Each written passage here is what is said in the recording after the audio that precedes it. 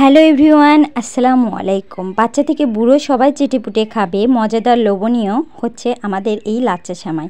এই সেমাইয়ের জন্য প্রথমে তেলে বাদাম, কিশমিশ, তেজপাতা সুন্দর করে দিয়ে ভেজে নিতে হবে। আপনারা চাইলে 1 চামচ ঘিও দিতে পারেন। তারপরে সুন্দর করে একটু তেলটা গরম হলে কড়াইয়ের মধ্যে দিয়ে দেবেন সেমাই, আর তারপর মনের ইচ্ছা মতো নাড়ানাড়ি করতে থাকবেন। ঠিক সুন্দরভাবে কালার চলে আসলে তার মধ্যে আপনারা দিয়ে দেবেন চিনি, আর চিনিটা সেমাইয়ের সাথে সুন্দরভাবে মিশা পর্যন্ত নাড়তেই থাকবেন। এই সেমাইটা আমরা সবাই খাই, বিশেষ করে গ্রামে এই সেমাইটা বেশি খাওয়া হয়। ঈদের মধ্যে আমরা এই সেমাইটা সবাই খুব মজা করে খাই। ঈদ ছাড়াও ঈদের বাইরেও এই সেমাইটা সবাই মিলে খাওয়া হয়। সেমাইটা এত সবার পছন্দ যে বাচ্চারাও একদম চেটেপুটে এই সেমাইটা খায়।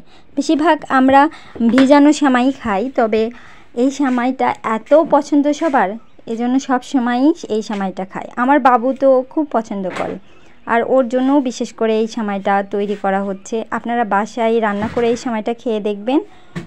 ঠিক একবার খেলে তারপরে আপনারা এই সেমাইয়ের প্রেমে পড়ে যাবেন, তারপরে বারবার খেতে চাইবেন। যে কোনো জায়গায় পাওয়া যায় আমাদের এই পছন্দীয় সেমাইটার নাম হচ্ছে লাচ্চা সেমাই। আপনাদের বলেই দিলাম, এইভাবে আপনারা বাসায় রান্না করে খেয়ে দেখেন, আর বাচ্চার সামনে দেবেন। বাচ্চা না খেতে চাইলে আপনিই বারবার খাবেন আর বলবেন ওয়াও কি মজা, স্বাদ, লোভনীয়। বাচ্চাদের যদি এইভাবে মুখের সামনে বলেন এবং ওদের সামনে খাওয়াই দেখান, তাহলে ওরা খাবারটা বেশি পছন্দ করে এবং আগ্রহ সহ খায়।